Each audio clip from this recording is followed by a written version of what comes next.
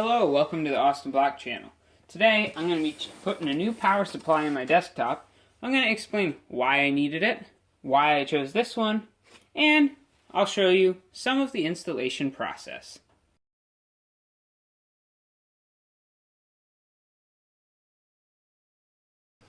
Now this power supply is a Coolmax 600 watt, 140mm blue LED fan power supply, VL600B, if you check out Amazon. Back when I got it in 2012, I paid around $38 for it. That was pretty cheap. So back then I didn't know that much about power supplies, and this computer was built on somewhat of a budget. It's not that bad though. This power supply, you can see it right there, is a very low-end one. It doesn't have any kind of certification on it, and, well, it's got blue LEDs, and, well, I'm betting it's quite non-efficient. The reason I chose to replace it is because I was recently watching some YouTube videos and realized cheap ones, when they fail, they can go pop, bang, and even catch on fire. I thought that probably isn't good because, well, this thing is pretty much junk. The back of it, after running for quite some time, does get quite warm because I'm pretty sure the fan in it will not run any faster than it is, and it's running quite slow. I have also experienced some issues. The cords in it are quite a mess because it's not modular at all. And they're not even set up in a convenient way. And the one that goes up to the CD drive, oh, it's working today, continuously comes unplugged because the cord is quite short. In an upcoming video, I'll give you a run-through of the specs on this computer and talk a little bit more about it, but today we're just going to talk about the power supply.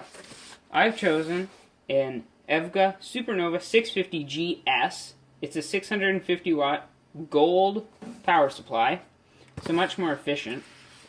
And I had the option of the G1, GS, G2, or the GQ. The G2 was quite more expensive, and I'm not interested in spending that much money for it, where the GS was supposed to be better than the G1.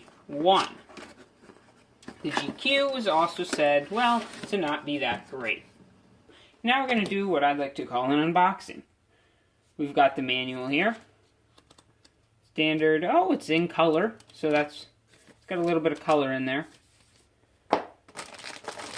We've got your main power cord here, a bundle of cables here, two Velcro ties, an adapter, another bundle of cables, and of course, the power supply. So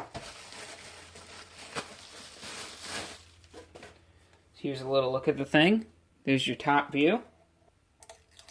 Move the plastic coating there. Here's your back view. This has an eco mode on it. Various modular plugs. This is fully modular.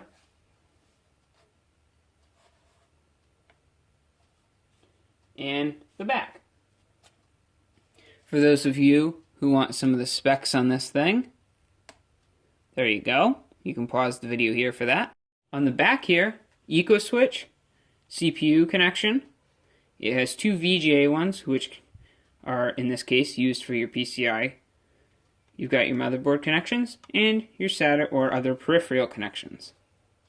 I'm going to disconnect all of the power supply cables.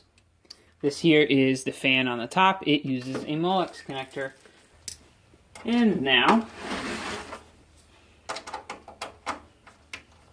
I will remove the screws that are designated to holding in this power supply.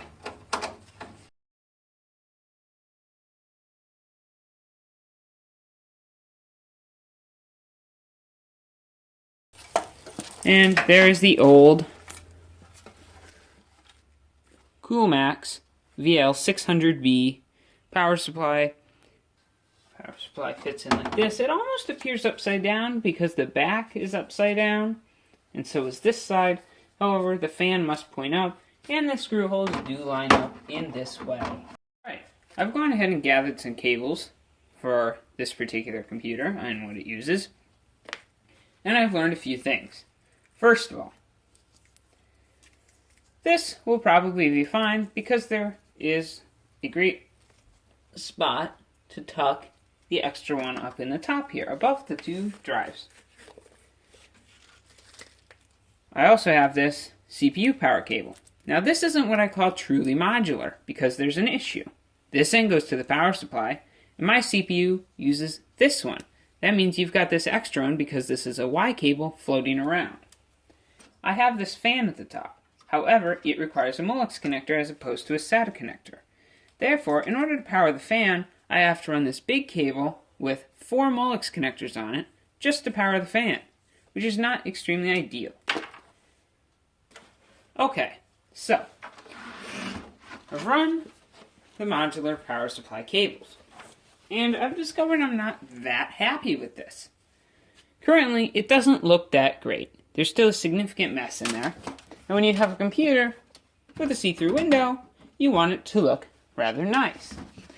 I can't say I'm a fan of having this see-through window, but it's what I've got because I made this computer quite some time ago. In any case, I'm going to try and neaten it up some more off camera. However, I did find I could tuck some extra cable under here. The Y CPU power cable is rather annoying. There's an awful lot of extra connectors here just for that fan on the top. And between the hard drive and the CD drive, that power cable is not actually that bad because I was able to tuck it up in the top. In any case, I do believe I am done installing the new power supply. I'm just not happy with how many extra connectors I have. I was hoping when I ordered something that said fully modular, it would indeed be fully modular. I have switched the power supply on. The motherboard displays power on this little red indicator light, and the green LED at the top of the motherboard is also on.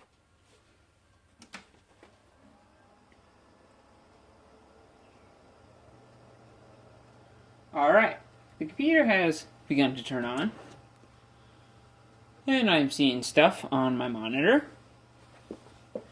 I've turned eco mode on, and the fan in the power supply has fully stopped spinning. Thanks for joining me, Austin, on the AustinBlock Channel. And I hope this power supply video was helpful in some way.